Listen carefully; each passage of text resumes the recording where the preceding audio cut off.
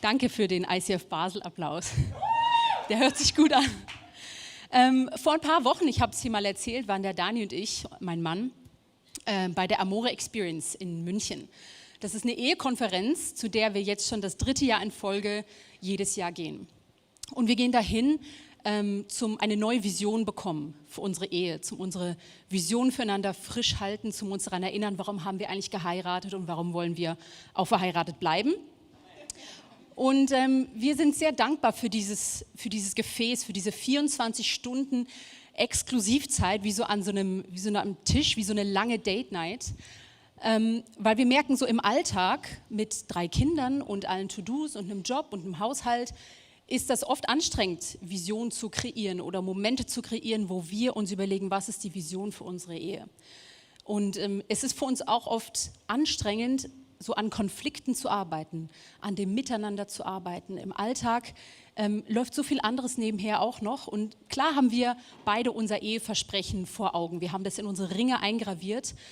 Wir haben das vor Augen, was wir uns vor mittlerweile fast 12 Jahren versprochen haben. Aber im Alltag selbst ist das einfach oft zu wenig konkret. Da reicht es wenig aus. Und wir merken, wir brauchen regelmäßig so diese Gefäße, wo wir einfach zu zweit Zeit haben und unsere Vision für unsere Ehe wie erneuern können, wie ein Bild vor Augen zu haben. Wie möchten wir eigentlich, dass sich dieses Zusammensein hier anfühlt? Wie möchten wir eigentlich, dass unsere Ehe aussieht und wie kommen wir dahin? Wie sieht die Hilfe von Gott aus, die wir brauchen, dass wir dann auch schlussendlich dahin kommen? Und wir merken, wenn wir das regelmäßig, diese Vision, wenn wir sie prüfen, wenn wir sie erneuern, wenn wir sie frisch halten, dann prägt das unsere Gebete. Dann prägt das unseren Invest, den wir in unsere Ehe geben, und es prägt auch, wie wir mit unseren Kindern umgehen. Und du kennst das bestimmt so für deine Lebensbereiche. Wenn du für etwas, was du tust, keine Vision hast, dann wird es mega schnell mühsam. Dann kann es dir zur Last werden, dann kannst du dich abmühen und du verlierst vielleicht die Leidenschaft oder das Staunen. Erziehung kann für uns zur Last werden, wenn es einfach darum geht, dass wir irgendwie alle funktionieren oder dass Regeln im Vordergrund stehen, aber ich nicht vor Augen habe, mit welchen Werten möchten wir unsere Kinder eigentlich erziehen? Oder eine Arbeit kann dir zur Last werden, wenn du das Gefühl hast, du musst eigentlich arbeiten gehen, aber du weißt gar nicht genau, welchen Zweck hat denn das, was ich hier tue? Welche Vision hat mein Betrieb oder ich persönlich eigentlich für meine Arbeit in Gottes Königreich? Dann kann Arbeit sich wie Last anfühlen. Gesundheit kann zur Last werden, wenn wir Gewohnheiten entwickelt haben, die irgendwie ohne Sinn sind. Dann kann es anstrengend werden, wenn wir keine Vision haben, wo möchten wir eigentlich hin, dann kann das richtig mühsam werden und dann kann es zur Last werden. Ich muss mich gesund ernähren, ich muss schaffen gehen, wir müssen reden. Aber wenn wir eine Vision haben, wie ein Bild vor Augen, dann ist das was uns antreibt. Wenn wir eine Vision haben für unsere Kinder, für unsere Ehe, für unsere Arbeit, dann ist das wie ein Katalysator, der es viel weniger anstrengend macht. Und wir starten heute in diese neue Predigtserie über Ekklesia, über die Schönheit der Kirche mit genau dieser Frage. Hast du eine Vision für die Kirche? Ich meine damit nicht, haben wir eine Vision, sondern hast du eine Vision, ganz persönlich du. Warum kommst du am Sonntag hier hin? Vielleicht hast du dich das schon mal gefragt, was bringt es dir eigentlich, dass du hier bist? Kommst du eigentlich für dich? Oder kommst du für andere? Oder kommst du für Gott? Vielleicht hattest du früher mal, vor vielen, vielen Jahren, hattest du vielleicht mal Vision oder ein Feuer, aber wenn du ganz ehrlich bist, hast du ein bisschen das Staunen über die Kirche verloren. Vielleicht hast du zu viel gesehen oder halt zu viel nicht gesehen. Und wenn dann so Negativschlagzeilen kommen über die Kirche, dann ist das für dich persönlich vielleicht wie so Benzin, was die eigenen Zweifel und Fragen, die du dir selber stellst, wie antreibt. Ja, braucht es Kirche überhaupt noch oder geht irgendwie alles den Bach runter? Schafft sich die Kirche vielleicht auch irgendwie selbst ab? Es gibt auch Menschen, die haben sehr negative Erfahrungen in der Kirche gemacht und sind verletzt worden. Und diese Erlebnisse trägst du dann wahrscheinlich mit dir rum. Und das hat wahrscheinlich auch dein Bild davon geprägt, wie du denkst, dass Kirche sein sollte oder eben wie Kirche nicht sein sollte. Vielleicht zählst du dich selbst gar nicht mehr zur Kirche. Vielleicht denkst du gar nicht mehr, dass du Teil der Kirche bist, weil du denkst, ja, die erfüllt ihren Auftrag überhaupt nicht mehr. Du kannst dich gar nicht mehr mit dem identifizieren, was Kirche behauptet zu sein. Ich glaube, Vision zu haben, ist nicht optional oder einfach nice to have. Ich glaube, es ist mega wichtig, dass wir Vision haben für das, was wir tun. Nicht nur in der Kirche. Es gibt in den Sprüchen ein Vers, da steht, wo keine Offenbarung ist, wird das Volk wild und wüst. Und damit ist jetzt nicht Wissen gemeint. Der Daniel und ich wissen auch ohne die Amore Experience, was gut wäre für unsere Ehe, wie gute Kommunikation abläuft, was für unsere Kinder gut wäre. Eine Offenbarung, eine Vision ist viel mehr als das. Es ist ein Bild, das uns vor Augen gezeichnet wird. Es ist etwas, das uns innewohnt, das uns eine Richtung angibt, das uns die Kraft gibt, dass wie ein Feuer in uns brennt und wir wollen dahin, wir wollen Schritte gehen. Hast du eine Offenbarung, warum du hier bist, warum es Kirche gibt, warum du ein Teil davon sein solltest? Ich glaube, es ist nicht gut, wenn wir darauf keine Antwort haben oder wenn die Antwort sehr stark nach unserem eigenen Geschmack oder unseren eigenen Prioritäten geht. Und ich glaube, diese Serie Ekklesia, die kann für uns als Kirche, aber auch für dich persönlich wie eine Art Vision Trip sein. Wenn du merkst, du möchtest deine eigene persönliche Vision, warum du in die Kirche gehst und warum du ein Teil davon bist, du möchtest sie frisch halten, du möchtest sie wach halten, du willst sie prüfen und erweitern oder du willst überhaupt erstmal eine Vision für dich formulieren. Also fangen wir an mit so einer kleinen Reise durch die Bibel. Warum gibt es Kirchen überhaupt? Warum gibt es uns? Es macht schon Sinn, dass wir dafür im Neuen Testament anfangen. Vielleicht hast du diese Schlüsselstelle im Kopf. Eine Schlüsselstelle ist, wo Jesus im Matthäus-Evangelium spricht.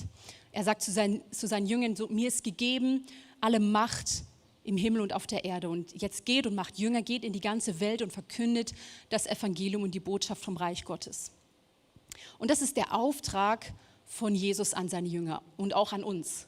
Wir sollen in die ganze Welt gehen und Jünger machen. Wir sollen das Königreich von Gott in Wort und Tat sichtbar machen. Wir sollen uns um die Armen kümmern. Das ist das, was Jesus gelehrt hat. Er hat über die 10 Gebote gesprochen und wie Barmherzigkeit aussieht, wie es in Gottes Königreich aussieht, dass man sich um die Witwen und Waisen kümmern soll, dass wir einander dienen sollen, dass niemand sich über den anderen erheben soll, dass wir ein Salz und Licht in dieser Welt sein sollen. Und Jesus hat für sie gebetet, dass sie eins sind in diesem Auftrag. Und ich glaube, dieser Auftrag, der ist uns irgendwie klar und uns ist klar, dass der wichtig ist und dass die Kirche den über die Jahrhunderte hinweg ernst genommen hat, diesen Auftrag. Das erkennen wir in christlich sozialisierten Ländern, an unseren Gesetzen, an unseren Schulen, an unseren Moralvorstellungen, an unserem Sozialwesen. Das ist das Erbe von der christlichen Kirche in unserer Gesellschaft. Aber wenn es nur um unseren Auftrag als Kirche geht, dann wäre dann der Zweck, dass wir hier jetzt zusammenkommen am Sonntag, einfach, dass wir uns an diesen Auftrag erinnern und dann wieder losziehen. Dafür brauchen wir eigentlich keinen Worship. Dafür brauchen wir nachher auch kein gemeinsames Mittagessen. Dafür brauchen wir nicht mal Spenden und eigentlich auch keine Gottesdienste. Das brauchen wir dafür nicht. Aber als die ersten Kirchen entstanden sind, aus diesem Auftrag von Jesus heraus, sah das auch so aus. Die ersten Kirchen, das waren Menschen, die an Jesus glauben, die sind zusammengekommen im Tempel oder auf Feldern, irgendwo, wo sie Platz hatten oder halt in den Häusern. Und sie sind zusammengekommen und dann haben sie Lieder gesungen. Und dann haben sie aus den Prophetenbüchern vorgelesen und danach haben sie sich Geschichten erzählt, die sie von den Aposteln gehört haben, was Jesus für Wunder gemacht hat. Und dann haben sie das Wort gelehrt, das Wort gehört und dann haben sie Gemeinschaft gefeiert. Sie haben miteinander gebetet, sie haben miteinander gegessen. Aber wie sind die denn darauf gekommen? Jesus hat gar nichts gesagt von Singen. Und das Erste, was sie gemacht haben, sind Lieder singen. Im Neuen Testament kommt das Wort Gemeinde oder Kirche von dem griechischen Wort Ekklesia, so wie unsere Predigtserie heißt. Das findest du im Neuen Testament vor allen Dingen in der Apostelgeschichte oder in den Paulusbriefen. Aber der Erste, der davon redet, ist Jesus selbst, als er mit Petrus spricht. Sagt Jesus zu ihm, du bist Petrus und auf diesen Felsen will ich meine Gemeinde bauen und die Pforten der Hölle sollen sie nicht überwältigen. Das steht in Matthäus 16. Und wo wir hier Gemeinde lesen, steht im griechischen Text Ekklesia. Und übersetzt bedeutet Ekklesia sowas wie Versammlung oder Zusammenkunft zu einem Zweck oder die Herausgerufenen. Also Jesus, Gott höchstpersönlich, ruft Leute zusammen, er ruft Leute heraus. Und das ist nicht etwas, was erst im Neuen Testament passiert. Das ist nichts Neues. Gott ruft schon im Alten Testament Leute zusammen. Er ruft schon vorher Menschen heraus. Ein paar von euch haben im Januar mit mir diese Bibel-Challenge gemacht, die ganze Bibel in 30 Tagen durchzulesen. Und ich liebe diese Art von Bibellesen, ich kann das aber auch nur einmal im Jahr, wo durch dieses schnelle Lesen dir ganz viele Zusammenhänge auffallen zwischen dem Alten und dem Neuen Testament. Und etwas, was mir immer wieder auffällt, wo ich das Gefühl habe, jedes Jahr neu was dazu zu lernen, ist, wie das Christentum aus dem Judentum herauswächst. Das Christentum, das ist ja nicht eine völlig neue Bewegung, eine eigenständige Bewegung. Es ist eine Fortsetzung von der Geschichte, die Gott schon mit Menschen geschrieben hat. Es ist eine Fortsetzung sozusagen vom Judentum im Alten Testament. Weil Gott hat damals schon eine ganze Menschenmenge zu sich gerufen, zusammengerufen, die er sein Volk genannt hat. Also ist die Frage, warum macht Gott das überhaupt? Warum hat Gott es nötig, Menschen zusammenzurufen und irgendwie zu sich zu rufen? Und da können wir im Alten Testament ganz, ganz vorne anfangen, nämlich bei Abraham. Schon im ersten Buch Mose sagt Gott zu Abraham: Als Abraham 99 Jahre alt war, erschien ihm der Herr und sagte zu ihm: Ich bin Gott, der Gewaltige. Führe dein Leben in enger Verbindung mit mir und halte dich ganz an mich. Gott möchte, dass Abraham bei ihm ist. Deshalb ruft er ihn zu sich. Er will, dass Abraham mit ihm lebt, dass Abraham in seiner Gegenwart sozusagen lebt. Und an diese Verbindung zwischen Gott und Abraham knüpft Gott ein Versprechen. Er sagt zu Abraham: Aus dir werde ich mal eine große Nation, ein großes Volk machen. Und diese Nation soll ein Segen für die ganze Welt werden. Und das ist dann tatsächlich so. Abraham lebt sein Leben in enger Verbindung mit Gott. Und aus dem Enkel von Abraham geht dann das Volk Israel her, die 12 Stämme von Israel. Und das Volk wird so groß, dass sie für die Ägypter, in deren Land sie leben, zu einer Bedrohung werden. Sie sind zu groß geworden, also werden sie versklavt. Ungefähr 400 Jahre lebt dieses große Volk versklavt in Ägypten. Sie werden unterdrückt und sie leiden. Und im zweiten Buch Mose kannst du dann von diesem großen Exodus lesen, wie Gott sein Volk befreit auf mächtige Art und Weise. Und er befreit sie, er ruft dieses Volk zurück zu sich. Aber er befreit sie nicht, dass sie jetzt einfach frei sind und jetzt ihr bestes Leben in der Wüste leben können. Gott begründet das so. Im zweiten Buch Mose steht: Ich will unter den Israeliten wohnen und ihr Gott sein. Und sie sollen wissen, dass ich, der Herr, ihr Gott bin, der sie aus Ägyptenland geführt hat, damit ich unter ihnen wohne. Gott möchte bei ihnen sein und sie sollen bei ihm sein. Deshalb befreit er sie. Gott ist heilig. Du kannst nicht einfach zu ihm kommen in seine Gegenwart. Deshalb lebt Gott zuerst auf diesem Berg Sinai, wo nur Mose zu ihm kann. Und später sollen sie ihm dann eine Stiftshütte bauen, sodass Gott wirklich in ihrer Mitte leben kann. Und es ist ganz interessant, Gott gibt jedem Volk einen bestimmten Platz um diese Stiftshütte herum. Er sagt ihnen genau, wo sie sich ansiedeln sollen, nach Himmelsrichtungen. Und je nachdem, wie groß sie sind. Und ich habe euch ein Bild mitgebracht, wie das vielleicht ausgesehen haben könnte, wenn man diese Anordnung ernst nimmt. Und es entsteht so ein interessantes Bild irgendwie von einem Kreuz. Und in der Mitte lebt Gott im Allerheiligsten. Also Gott ermöglicht ihnen einen Zugang in seine Gegenwart. Später lebt Gott dann in diesem Tempel, der von Salomo gebaut wird auf dem Berg in Zion. Und Gott braucht ja diese Wohnung in dem Sinne nicht. Gott ist ja allgegenwärtig. Er muss nicht irgendwo wohnen. Aber die Menschen brauchen diese Wohnung. Sein Volk braucht diese Wohnung, damit sie bei ihm sein können. Und er bei ihnen ist. Denn das ist es, was Gott will. Das Ziel ist seine Gegenwart. Das Ziel ist nicht, dass sie frei sind oder jetzt in der Wüste leben oder dass sie keine Sklaven mehr sind. Das Ziel, warum er sie befreit, ist, dass sie bei ihm sein können, in seiner Gegenwart.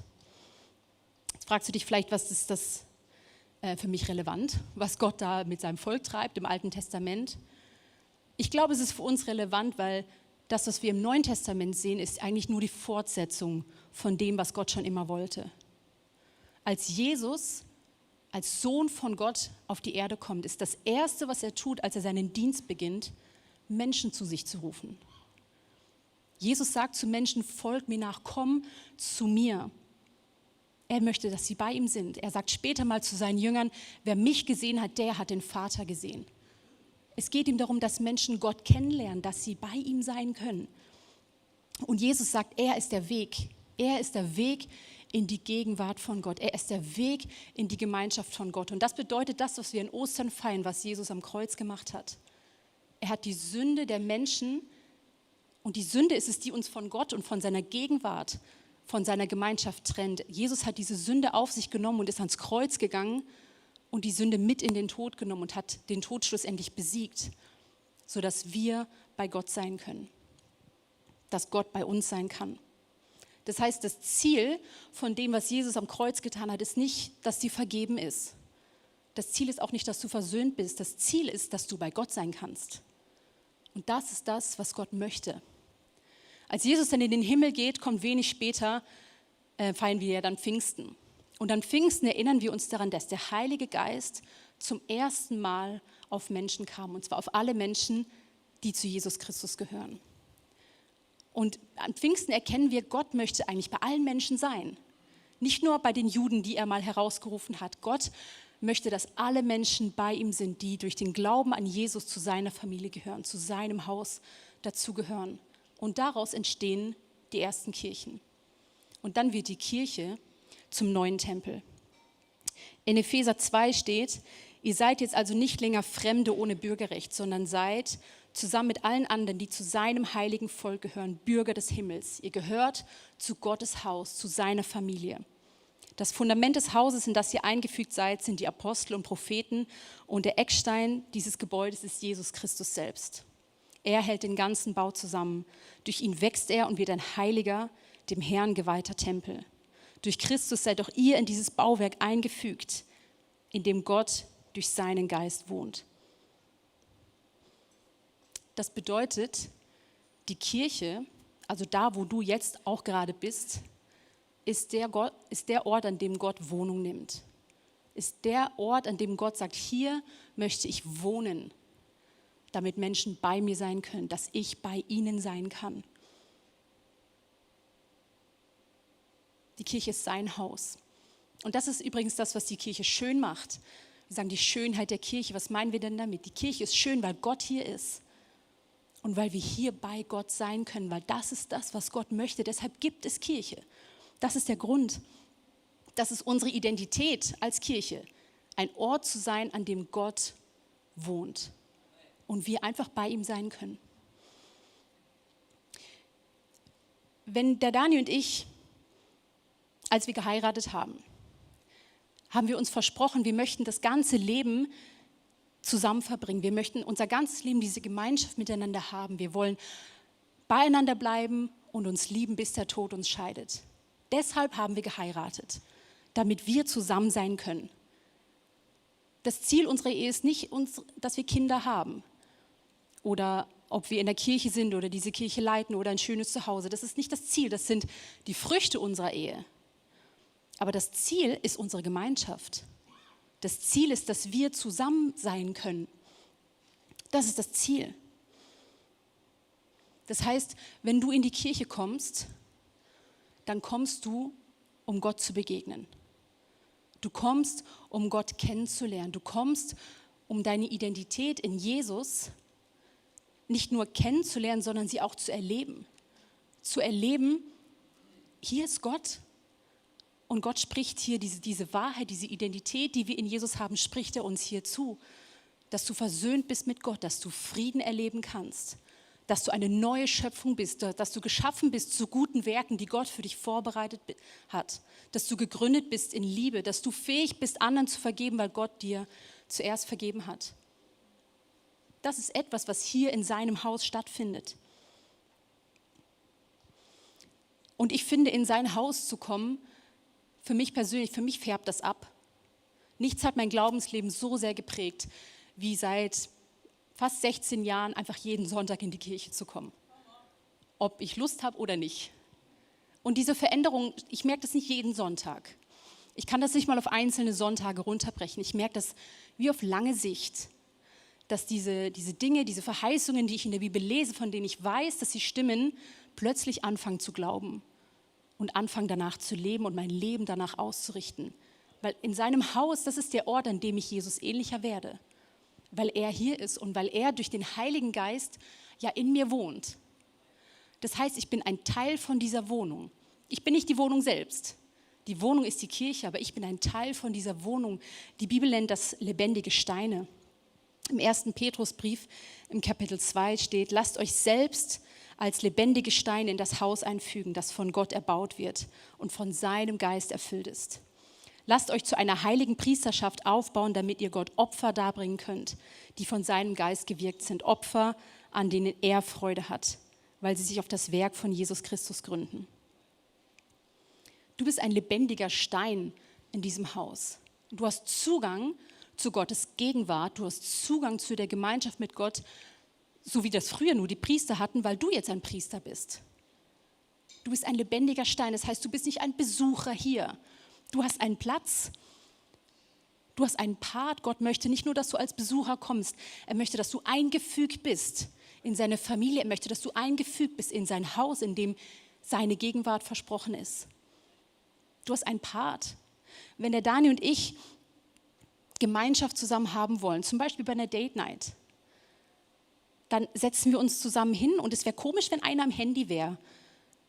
Oder wenn wir ein Gespräch führen und einer hört nicht richtig zu, einer ist abgelenkt. Wenn wir Gemeinschaft feiern wollen, dann schenken wir einander Zuwendung. Wir hören zu, wir machen uns Komplimente. Wir haben es gut miteinander. Und das Haus von Gott ist der Ort, an dem er dir Zuwendung schenkt und an dem du ihm Zuwendung zurückgeben kannst. Zuwendung bei Gott nennt man Anbetung. Es gibt einen Grund, warum wir hier im ICF in unseren Gottesdiensten so viel Worship machen. Vielleicht freut dich das, weil du Worship mega gern hast und es ein Ort ist, an dem du Gott begegnen kannst. Vielleicht wäre es aber auch das Erste, was du streichen würdest, wenn man dich fragen würde und denkst, noch ein Lied, muss das sein? Aber Anbetung in Form von Worship ist Zuwendung. Wenn da in dieser Petrusstelle die Rede von Opfern ist, dass wir Opfer bringen sollen in seinem Haus, ist da nicht die Rede, dass wir Gott was bringen müssen, dass er jetzt irgendwie happy mit uns ist oder dass wir Gott zufriedenstellen oder dass wir uns versöhnen müssen mit Gott. Jesus hat uns mit Gott versöhnt. Er hat schon alles getan am Kreuz. Aber eines der Opfer, die wir Gott bringen können, steht im Hebräer und das ist Lobpreis. Gott anzubeten mit Liedern. Der Tempel von David war erfüllt mit Lobpreis. Die besten Worshipper, die besten Instrumentalisten haben da Worship-Partys gefeiert, rauf und runter. Im Himmel selbst ist die ganze Zeit Worship. Die Engel singen von morgens bis abends, ohne Pause. Vielleicht ist das für dich eine schlimme Vorstellung, weil du denkst, wow, ich weiß nicht, ob ich in den Himmel will. Ich glaube, es ist für jeden Geschmack was dabei. Gott selbst hat seinem Volk Lieder beigebracht. Er hat Lieder für sie gedichtet, damit sie singen können. Ich glaube, Gott weiß, dass wir diese Anbetung brauchen. Es ist nicht so, dass er sie in dem Sinne braucht. Ich glaube, sie gefällt ihm. Ich glaube, Worship ist Gottes Geschmack. Aber wir brauchen es vor allen Dingen. Was hast du davon, Gott zuzusingen? König David hat ungefähr die Hälfte aller Psalmen geschrieben. Und wenn du diese Psalmen aufmerksam durchliest, dann siehst du, dass die Psalmen, diese gesungenen Gebete von David nicht nur ein Weg für ihn sind, sich Gott zuzuwenden, sondern vor allen Dingen Gottes Weg ist, sich ihm zuzuwenden. David begegnet Gott in seinem Worship. Er packt all seinen Schmerz und seine Fragen und seine Zweifel und seine Struggles, packt er in diese Lieder rein und schreit sie förmlich zu Gott und endet dann meistens mit kompletter Hingabe. Er gibt sein ganzes Leben Gott hin. Er sagt, Gott, ich weiß es nicht. Ich weiß nicht, wie es hier weitergeht. Ich habe keine Hoffnung, aber du weißt es. Ich sehe nur das, was vor mir liegt, aber du siehst alles. Und sein ganzes Leben fängt sich an, in diesen Liedern zu ordnen und er ordnet sich als König schlussendlich dem König von Himmel und Erde unter. Und er kann loslassen. Du siehst, wie Friede in sein Herz zurückkommt, wie Freude ihn neu erfüllt, dadurch, dass er Gott Lieder singt. Das heißt nicht, dass die Kirche Gottesdienst ist oder dass die Kirche nur ein einzig langer Gottesdienst ist. Wenn du dich an die Stelle von Abraham zurückerinnerst, Gott verspricht Abraham ja, dass aus dieser Nation, dass die zu einem Segen wird für die ganze Welt. Gottes Idee war von Anfang an, dass sein Haus die ganze Welt segnen soll, dass daraus alles andere entspringt. Anbetung ist auch nicht nur Lieder singen. In Römer heißt es, unser ganzes Leben soll ein Worship sein, unser ganzes Leben soll Anbetung sein. Aber mir geht es heute um die Grundlage, warum wir hierher kommen. Die Grundlage ist nämlich, dass die Kirche Gottes Haus ist, dass wir hier ihm begegnen, dass wir als lebendige Steine ihn anbeten können, dass wir herkommen, um ihm zu begegnen und daraus fließt der ganze Rest, daraus fließt unser Auftrag, Gottes Königreich auf dieser Welt zu repräsentieren. Aber das ist etwas, was ich mir vor Augen halte, wenn ich sonntags hier reinkomme. Ich komme in Gottes Haus, um ihm zu begegnen, weil er auch mir begegnen will. Komme ich mit der Erwartung und dem Wunsch, Gott zu begegnen? Komme ich mit dem Wunsch zu lernen? Es heißt, in seinem Tempel werden Völker aus der ganzen Welt zusammenkommen, um sich von Gott lehren zu lassen, nach seinem Willen zu leben. Komme ich mit dieser Absicht hierhin, Gott, bring mir bei, so zu leben, wie du es willst? Komme ich hierher, um zu beten? Komme ich hierher, um für andere zu beten? Komme ich hierhin, auch wenn ich keine Lust habe? Auch wenn ich müde bin oder wenn es mir schlecht geht oder wenn ich Stress habe? Ich sage ganz ehrlich, sehr häufig, wenn ich hier sonntags reinkomme, hatte ich einen rechten Morgen hinter mir. Alle meine 3 Kinder wollten doch was anderes anziehen und haben sich gestritten, zu Hause, vor der Haustür, auf dem Weg zum Auto, im Parkhaus, immer noch gestritten. 2 meiner Kinder wollen dann hierher getragen werden, also trage ich sie hier hin. Das Abgeben im Kindergottesdienst ist auch nicht so einfach, wie ich mir das vorgestellt habe. Und sie quengeln und wollen nicht so richtig und weinen und ich muss noch da bleiben. Und dann komme ich ein bisschen zu spät hier unten rein und ganz ehrlich, ich habe keine Lust auf Worship. Ich habe auch keine Lust auf eine Predigt. Ich will am liebsten, dass mich alle in Ruhe lassen. Und oft, sehr, sehr oft, das Erste, was ich mache, wenn ich mich hier an meinen Platz setze, ist mich zu erinnern, was Jesus gesagt hat. Jesus sagt, ich bin der Weg zum Vater. Kommt zu mir. Und für mich ist das sehr hilfreich, dass da ein Kreuz steht. Ich hoffe, es bleibt das stehen. Weil dieses Kreuz, ich kann meine Augen auf dieses Kreuz richten und sagen, okay, Jesus, du sagst, du bist der Weg zur Gegenwart vom Vater. Und da will ich hin, weil deshalb bin ich heute hierher gekommen. Also hilf mir, weil ich bin nicht ready. Und dann mache ich etwas, was ich Tausch am Kreuz nenne. Wenn du lernen möchtest, so zu beten, wenn du es noch nicht weißt, dann melde dich bei Get Free an. Tausch am Kreuz ist das in Anspruch zu nehmen, was Jesus getan hat. Ich komme zu ihm mit meiner Last. Ich komme zu ihm mit dem, was mich abhält, jetzt Gott zu begegnen. Weil Sünde trennt uns von Gott. Das, was ich mit hier reinschleppe, das hindert mich oft daran, diese Gegenwart überhaupt zu erleben.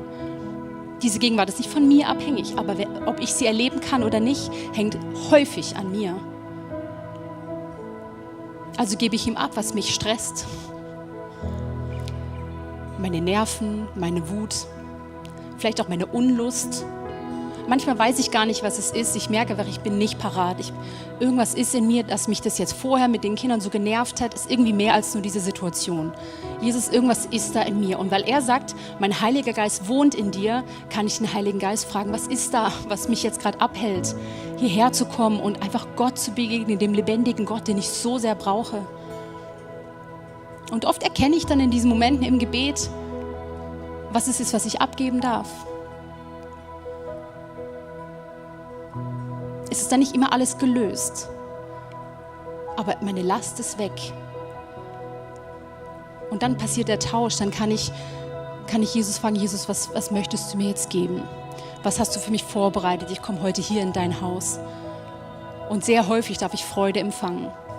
Sehr häufig darf ich Frieden empfangen. Genau das, was meiner Seele eigentlich fehlt und was ich irgendwie auch nicht selber produzieren kann, darf ich als Geschenk annehmen vom Kreuz, weil Jesus sagt, ich bin der Weg zum Vater, komm zuerst zu mir.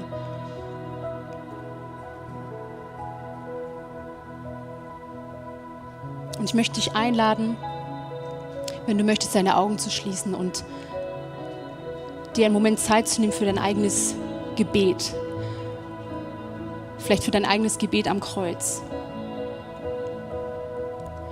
Vielleicht kommt dir etwas in den Sinn, weil du merkst, da sind meine eigenen Vorstellungen oder meine eigenen Gewohnheiten, meine eigenen Ideen, meine eigenen Ideale, die mir ein bisschen im Weg stehen, hier am Sonntag zu erkennen, wie groß Gott ist und was er für mich getan hat, wie heilig er ist. Vielleicht gibt es Dinge, von denen du jetzt gemerkt hast, die rauben dir wie die Ehrfurcht vor seinem Haus. Oder die machen es dir schwer, dich überhaupt darauf einzustellen, überhaupt zu realisieren, dass du in sein Haus kommst. Vielleicht hast du Urteil in deinem Herz. Urteil über Menschen hier oder wie Sachen gemacht werden, die du vielleicht anders machen würdest.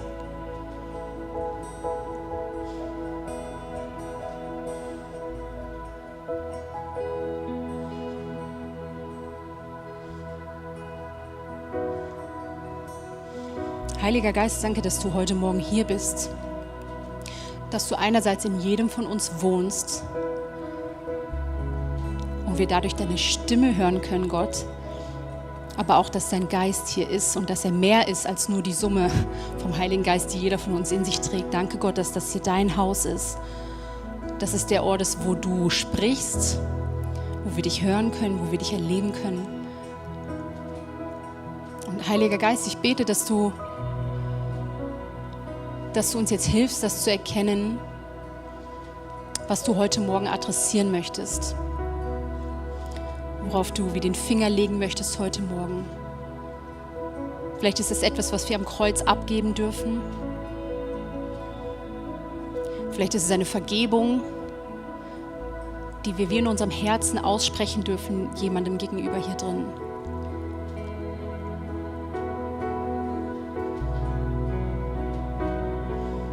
Vielleicht ist das unser eigener Geschmack, den wir deinem Geschmack unterordnen können, Gott.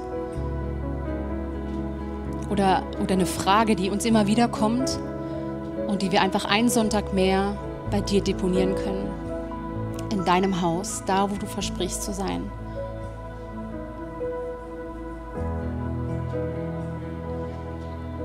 Gott, ich glaube, dass du uns begegnen willst. Du sagst, du möchtest bei uns sein. Hilf du uns, jetzt deine Gegenwart zu erleben und räum du aus dem Weg, Jesus, was uns heute Morgen hindern möchte, was uns vielleicht schon ganz lang hindert oder einfach das, was jetzt gerade wichtig ist.